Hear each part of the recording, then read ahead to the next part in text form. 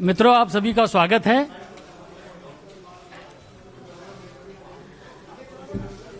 शुरू करें ना।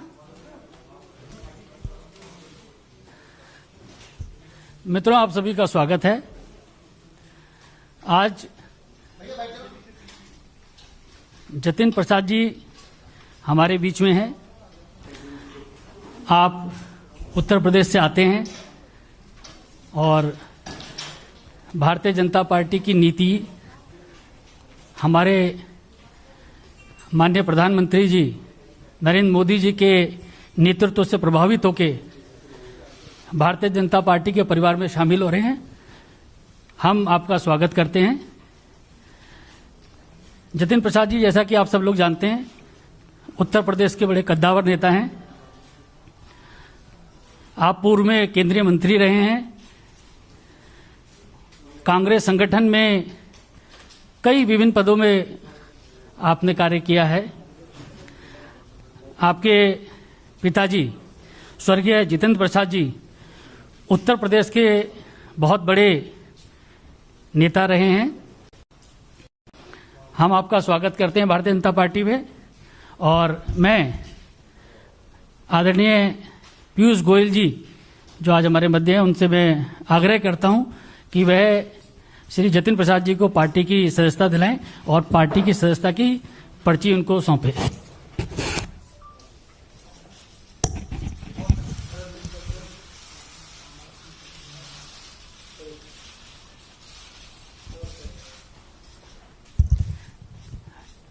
आदरणीय पीयूष गोयल जी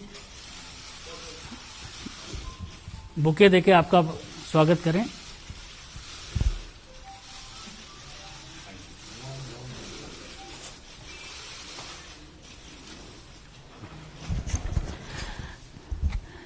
इस अवसर पर मैं केंद्रीय मंत्री आदरणीय पीयूष गोयल जी से आग्रह करूंगा कि जतिन प्रसाद जी का शब्दों के माध्यम से स्वागत करें।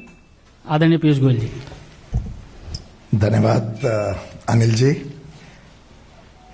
माननीय जतिन प्रसाद जी ने बहुत ही छोटी आयु से उत्तर प्रदेश की सेवा में अपना पूरा जीवन झोंक दिया।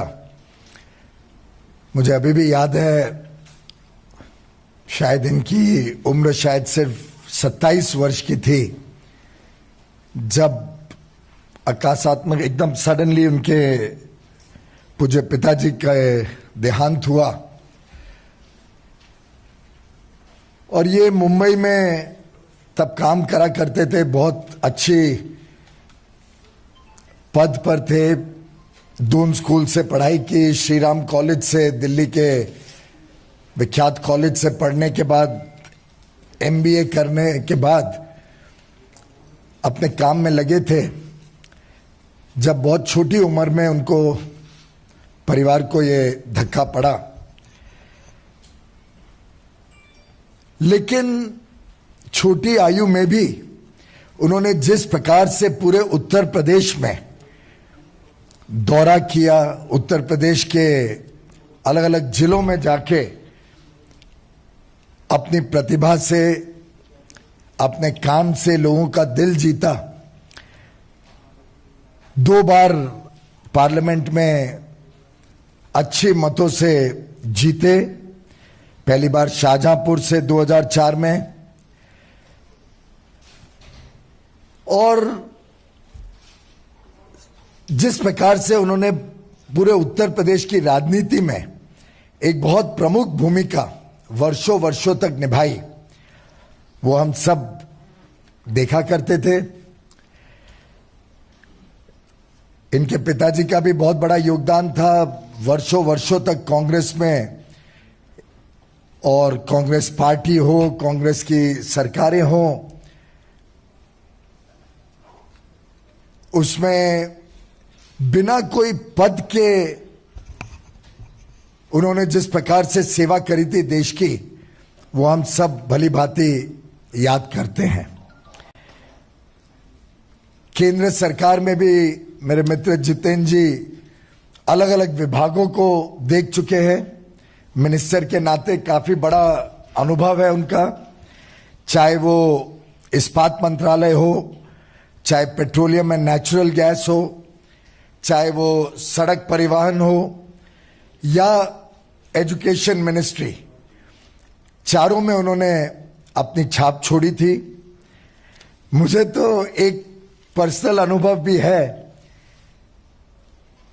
मैं याद करता हूं कि जब ये पहले कांग्रेस की सरकार थी तब इन्होंने बहुत प्रयत्न करके उत्तर प्रदेश में अपने क्षेत्र में एक मीटर गेज से ब्रॉड गेज लाइन कन्वर्जन स्वीकृत तो करा पाई, लेकिन उसको गति नहीं दिलवा पाए थे कि वो जल्द से जल्द खत्म हो, जल्द से जल्द वो पूरा हो काम। मोदी जी की सरकार 2014 में आए, तब ये सांसद नहीं रहे, लेकिन उत्तर प्रदेश की जनता की सुविधाएं सुधरे, उत्तर प्रदेश में अपने क्षेत्र में काम चालू रहे, उसके लिए लगातार पीछे पड़े रहे और रेल मंत्रालय के पीछे ऐसा पड़े रहे कि उन्होंने उस प्रोजेक्ट को कंप्लीट करवाया मोदी सरकार आने के बाद। तो एक प्रकार से ऐसे युवा नेता, जमीन से जुड़े हुए नेता, लोकप्रिय नेता और जिनकी प्राथमिकता समाज सेवा रही हो, जिनको देश के प्रति प्रेम हो, ऐसे एक बहुत ही कद्दावर नेता, जैसे अनिल जी ने कहा, उत्तर प्रदेश की राजनीति में जिनका बहुत बड़ी भूमिका आगे मैं देख पा रहा हूं, ऐसे श्री जितेंद्र प्रसाद जी हम सबको आज हमारी पार्टी के साथ, प्रधानमंत्री नरेंद्र मोदी जी के नेतृत्व के साथ, श्री जेपी नड्डा जी की अध्यक्षता में भारतीय जनता पार्टी में जुड़ रहे हैं। मैं इनका तहे दिल से स्वागत करता हूं और मुझे विश्वास है कि इनके आगमन से पार्टी को भी बल मिलेगा और जितेंद्र प्रसाद जी को देश सेवा, समाज सेवा के लिए एक अच्छा मौका मिलेगा। जितेंद्र जी, आप भी कुछ कहना चाहें? बहुत बहुत धन्यवाद आदरणीय पीयूष गोयल जी, आपने जो मेरे बारे में जो वक्तव्य रखा। अनिल बलूनी जी, आपका भी धन्यवाद। सर्वप्रथम तो मैं आज के इस दिन भारतीय जनता पार्टी के राष्ट्रीय अध्यक्ष श्री जेपी नड्डा जी, इस देश के यशस्वी प्रधानमंत्री आदरणीय नरेंद्र मोदी जी, इस देश के कर्मयोगी गृह मंत्री आदरणीय अमित शाह जी और समस्त भारतीय जनता पार्टी नेतृत्व का मैं धन्यवाद अर्पित करता हूं कि उन्होंने आज इस भारतीय जनता पार्टी परिवार में मुझे सदस्यता और सम्मान दिया है। और ये मेरे राजनीतिक जीवन का एक नया अध्याय शुरू हो रहा है। जैसे कि आप जानते हैं, मेरा कांग्रेस पार्टी से 3 पीढ़ियों का साथ रहा है। तो ये महत्वपूर्ण निर्णय जो मैंने लिया है, बहुत विचार मंथन और सोच के बाद मैं इस फैसले पे पहुंचा हूं। और सवाल ये नहीं है आज कि मैं किस दल को छोड़ के आ रहा हूं, मगर सवाल ये है कि किस दल में जा रहा हूं और क्यों जा रहा हूं। ये मैंने पिछले कुछ वर्षों से, 8-10 सालों से महसूस किया है अपने अनुभव में, राजनीतिक जीवन में, लोगों से मिलके भ्रमण करके देश भर में, कि अगर आज कोई इस देश में असली माने में कोई राजनीतिक दल है जो संस्थागत इंस्टीट्यूशनल दल है, वो भारतीय जनता पार्टी है। बाकी दल तो व्यक्ति विशेष और क्षेत्र के हो गए, मगर राष्ट्रीय दल के नाम पे अगर आज भारत में कोई दल है तो वो भारतीय जनता पार्टी है। और जिस चुनौतियां और परिस्थितियों से हमारा देश और विदेश में भी, हमारी सीमाओं पे भी जो चुनौतियों का सामना कर रहा है, उसके लिए अगर आज इस देश हित में कोई दल और कोई नेता सबसे उपयुक्त और मजबूती के साथ खड़ा है देश हित में, तो भारतीय जनता पार्टी और प्रधानमंत्री नरेंद्र मोदी जी। ये जो दशक है, ये भी मैंने एक वक्तव्य सुना था प्रधानमंत्री जी का, कि निर्णायक होगा भारत के लिए और आने वाली पीढ़ियों के लिए। भारत विश्व पटल पे क्या भूमिका निभाएगा वो यहां सरकार तय करेगी और नेतृत्व तय करेगा। और प्रधानमंत्री जी रात दिन भारत की सेवा में निस्वार्थ लगे हुए हैं। हम देखते आए हैं, हमने चुनौतियों का सामना भी किया, जनता ने हमें दरकिनार भी किया है, तो हम जानते हैं कि उनके प्रति देश की भावना क्या है, प्रधानमंत्री जी के प्रति।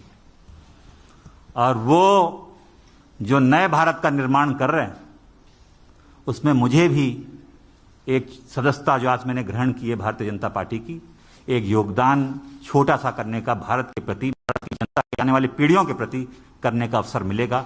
ये मैंने विचार करके इस निर्णय पे पहुंचा। कल्याणकारी योजनाएं तो प्रधानमंत्री जी ने की हैं, जो गांव-गांव हम देखते हैं, चाहे विद्युतीकरण हो, शौचालय हो, गैस योजना हो, तमाम उन गरीबों का ध्यान रखा है और उन लोगों का ध्यान रखा है जो असली में जरूरतमंद है। और दूसरा कारण यह भी है कि जिस दल में मैं था, मुझे ये महसूस होने लगा कि हम लोग राजनीति में हैं और राजनीति एक माध्यम है, दल भी माध्यम है। अगर आप अपने लोगों के हितों की रक्षा नहीं कर सकते, उनके लिए काम नहीं आ सकते, तो आपका राजनीति और उस दल से में रहने में क्या औचित्य है।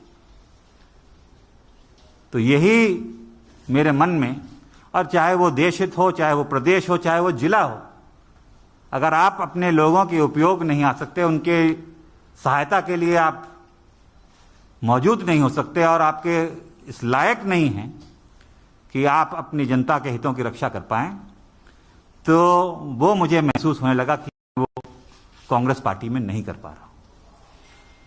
भारतीय जनता पार्टी वो माध्यम बनेगा, वो सशक्त संगठन, देशव्यापी इतना संगठन, इतना मजबूत नेतृत्व जो आज देश को जरूरत है। मैं इस वक्त ज़्यादा बोलना नहीं चाहता, मेरा काम बोलेगा। मैं धन्यवाद देना चाहता हूं सभी मेरे उन कांग्रेसजनों का जिनका मुझे आशीर्वाद मिला और साथियों का इतने वर्ष तक। मगर अब मैं समर्पित एक, गोयल जी आप सब जानते हैं, आपका धन्यवाद दूंगा। एक कार्यकर्ता के रूप में भारतीय जनता पार्टी के मैं कार्य करूंगा और वही उद्देश्य, सबका विकास और सबका साथ, जो उद्देश्य है एक भारत और श्रेष्ठ भारत का, वो लेके एक कार्यकर्ता के रूप में मैं काम करूंगा। बहुत बहुत धन्यवाद आप सभी लोग। धन्यवाद धन्यवाद नितिन जी। एक मिनट, अभी आप इसके बाद माननीय राष्ट्रीय अध्यक्ष जी से भी मुलाकात करेंगे, और क्योंकि कोविड गाइडलाइंस है, सब लोग पालन कीजिए। ये टिक टैक थोड़ी देर बाद में एक एक करके सबको देंगे, कृपया अनुशासन बनाए रखें।